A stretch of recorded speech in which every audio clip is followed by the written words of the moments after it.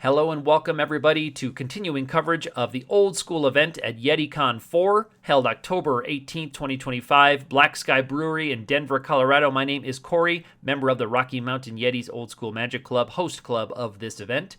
Round 2 puts Aaron and Blake at the feature table. Let's take a look at Aaron's deck, player on your left. Aaron has a ATOG blue, red, white, black brew package. We have the Atogs and Serendibs for some creature pressure. We have artifact damage in the Ankh of Mishra and the Black Vise, the red burn package. Also, blue has the Psionic Blast burn package. White gives us access to balance and an Armageddon there in the main deck, and then black has the Demonic Tutor and Mind Twist. Do look in the sideboard there for another Armageddon and also the Psychic Purge cards that could be relevant whenever you're playing with Atlantic Rules and Fallen Empires and you might be facing Hymn to Torax. Now, let's talk about Blake's deck. Blake has a very spicy brew and one of the all-time great deck pictures. You can see the eye shapes reference the Evil Eye of Orms by Gore, a 3/6 card that can't be blocked except by walls, and when you attack with it, only eye-type creatures can attack. So we have 4 of those eyes. Also here we have some other interesting mono-black creature cards. We have a Guardian Beast. We have 3 Will-o'-the-Wisps for Regenerate. We do have the Hymn to Torax there with the wolf artwork. We have an Ice Manipulator, Mirror Universe, Paralyzes for some control parts. We have 4 Maze of Iths to probably bring the game a little bit farther into the middle and late game. And this is just a very interesting and very spicy deck overall. Let's see how these two players, both at 1-0, come out in round 2. And here we go. Game 1 of round 2. Aaron on your left, Blake on your right. Blake taking a mulligan. And it looks like we are ready to go. Aaron plays a Library of Alexandria and says pass. Blake has a Mishra's Factory.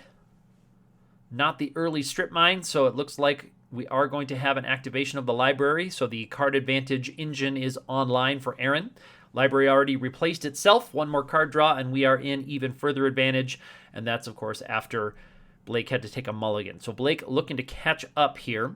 He has a quick Maze of Ith. Maze of Ith signed by Anson Maddox. Maybe Blake had that done just that very morning because Anson was there at this event. Signed a lot of Maze of Iths, I can attest. Over on Aaron's side, plays out a Black Lotus and tap the library for another card draw, so the card advantage engine continues to grind away. There is a strip mine. Blake is able to take care of the library there. And Aaron draws a Shatter.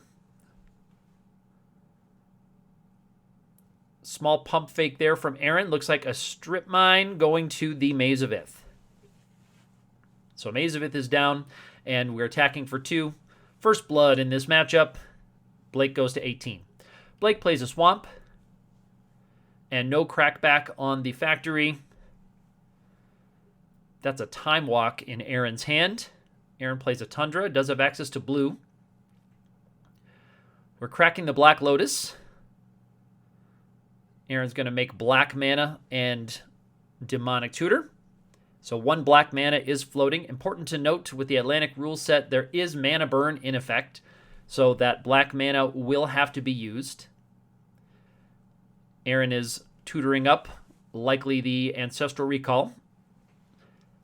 So with 1 black mana floating, if Aaron doesn't use that mana, he could activate the Factory with. If he doesn't use that mana, he will take 1 of mana burn. I don't think that'll be an issue, because now we have a Time Walk. He uses the black mana and a blue for a Time Walk, and there's a Chain Lightning to the dice of Blake. Now he'll untap. There's a Lightning Bolt, City of Brass. He will activate a Factory and attack. Okay, 2 more. Down to 13 goes Blake. Blake has 2 swamps now, so Hymn to Torax is online if he has it, and indeed he does. He's going to cast Hymn to Torax. In response, Aaron is going to just tap for blue. He's going to draw 3 off of the Ancestral. There's a Wheel of Fortune in there, and then he will also Lightning Bolts to the life total of Blake. Blake goes to 10. He'll take 2 cards. Aaron's hand is pretty full, and he got 2 lands. So a bit of a brick there. Aaron even has a Wheel of Fortune, but he's got more cards in hand even after, I think, the Hymn. Or at least more action. He draws another land. Aaron does have a Lightning Bolt in hand, so there's an attack for 2 from the Factory. and down to 8 goes Blake. Blake has another swamp. We're not quite online for the Evil Eye just yet. That one costs 5. 1 black will get us a Will-O-The-Wisp. Will-O-The-Wisp is an 0-1 flyer with a regenerate for a black. So that will slow down the Mishra's Factories. Unfortunately, it does not slow down lightning bolts going to the dome. And it looks like Aaron just ripped another lightning bolt. So Blake has a blocker for the Mishra's Factory, but he's essentially going to be at 2 with Aaron with the lightning bolts in hand. And I'm guessing that lightning bolt is going to end up going to the dice eventually when he's that low. Another burn spell would do it, or one more attack that he can sneak through. The regenerating blocker does make it difficult. Players talking about the life totals here. Aaron did lose a life from activating the City of Brass to cast the Ancestral before. Okay, there's a Soul Ring, so now Evil Eye is online if he has one in hand. We're tapping 2 black and 2 colorless for the Nivinral's Disc. Nivinral's Disc is not the best out here. He does have a regenerating creature, so he can keep his Will-O-The-Wisp alive. But over on Aaron's side of the board, he just has the Mishra's Factory as his creature pressure. He has no other enchantments in play. So the Disc will take care of the factory if he activates it to attack. End of step there, it looks like we have a Lightning Bolt for 3, and there's a Psy Blast for 4 more. So game 1 goes rather quickly. The burn package of Aaron is able to come over the top. We didn't quite see the Evil Eye here in game 1. Maybe we'll see that in game 2 as we continue on. For game 2, Blake likely taking the play. Players taking a look at their hands and see if we're ready to go here. On and on. Game 1 very quick with the burn package of Aaron. Blake starts with a Strip Mine and says go. Another library game, and on the draw for Aaron. Did Aaron draw a card from that one when he played it? He may have been on a mulligan. So the Strip Mine quickly gobbles up the library, and the follow-up is the Maze of Ith. So Aaron likely on a mulligan says go ahead and just burn that Strip Mine out quickly. And now we're talking about Black Vice damage. So in the upkeep, as he untaps, he does take, looks like 3 damage. They're talking about it. Maybe it's 2 damage. Yeah, it was 2 damage. It does 1 damage for each card above 4. So if 5 cards is 1, 6 cards is 2, 7 cards is 3. But I believe he was at 6. Okay, and he is able to play land and creature out. So he's trying to get himself off of Black Vice damage is Blake. There is a Lightning Bolt to the Regenerator, and without the black mana open, it just goes right down. Okay, he takes a couple more damage. Blake will play out a Hymn. In response, we have a Lightning Bolt to the top. Blake will go to 13, so this game is kind of having the same texture as game 1. The burn package all going up north. Ooh, Hymn to Torok takes out, looks like 2 burn spells there, or it's maybe an Atog and a Chain Lightning. Much better than 2 lands like the Hymn to Torok got in the last game. Here we have a play out of the Chaos Orb. Chaos Orb is going to go on one of the swamps, and that is a hit on the swamp. Nice flip, Aaron. Good job. And keeping the black player off of black is really important. Okay, there is a Mox Jet, so he is back on double black now. That was a nice rip on Blake's part. Aaron has another factory, and he will say go. 2 factories attacking into the maze is enough to get through that, and you can kind of squeeze some extra damage in if you have the mana to do it. And it looks like that's what we are going to do. Take a damage from the City of Brass, attack with both. We're tapping a black mana to paralyze. Unfortunately, we're in combat here, so you can't cast that one in combat. It's an enchantment. And so it looks like Blake takes the damage. He takes 4. He will maze 1. So we'll back that up a little bit. He'll take, what happens there is you untap one of them and it will deal no damage. But then on the back side of that, Aaron could have tapped it to pump the other one to 3. But it looks like Aaron left that one untapped. Because what you can do is you attack with 2. One of them gets untapped and no damage, but then you can use that ability to to pump the other one that is getting through the maze. So you can squeeze 3 damage through an untapped maze. There's a Hymn to Torok, takes out a balance. That one's not super relevant at the moment. Both players are fairly low on cards. Here we have, again, the same thing. Attacking with 2, 1 gets sent back. Blake goes to 7. Now, Blake is, I believe, under the black vice. Looks like maybe he has 3 or 4 cards in hand. He plays out a factory. Players are talking something through. Aaron will untap. There's another black vice.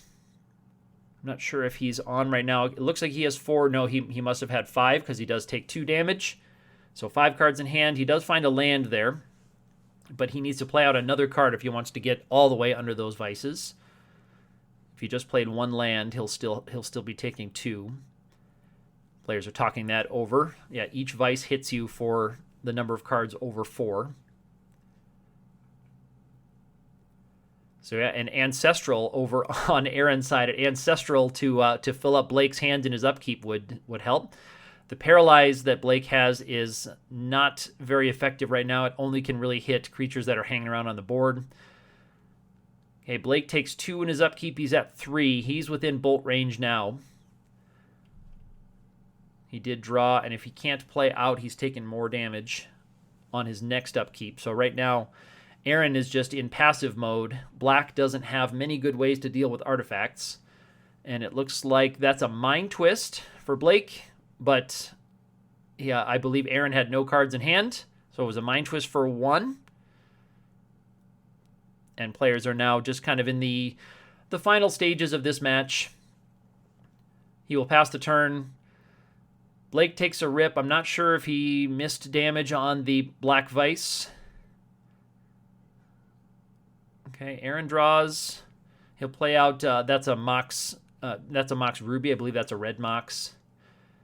Blake takes a look at what he has. He has black for him. Him takes out a Psychic Purge, and that is the game and the match. Now, Psychic Purge does 5 damage. You lose 5 life, I think, if a card that an opponent controls or an effect that an opponent controls causes you to discard it, that opponent takes 5. And I think it loses 5 life. I don't think it's damage. So what happened there is the Hymn to Torok forced him to discard the Psychic Purge, and then Psychic Purge did the final 5. So not only did we get to see Psychic Purge do its 5, it was the definitive 5 damage. It's kind of a no-brainer 4 of in a lot of decks that have blue. You can cast it as a sorcery to deal 1, so you can take out a 1/1 creature or just deal 1 damage at sorcery speed. But if you're against a black player, to side that in is an easy pick, because you can end up doing 5 or 10 or 15 damage to your opponent. If Hymn to Torok hits 2 of those, they're taking 10. So very, very cool sequence there. I don't know if there was an easy way out for Blake. He did have, it looks like, 2 Evil Eyes in hand, but they didn't find a way to power them out quickly and start putting the pressure on there. The Evil Eyes are 3/6, so they're hard to kill with damage, and they are mostly unblockable. They can be blocked by walls, nothing else. But unfortunately, Blake wasn't able to get one of those on the board for this round and push that damage through. Aaron takes this one 2-0. So Aaron's going on to 2-0. Blake falls to 1-1 as we head on here to round 3 at YETICON 2025.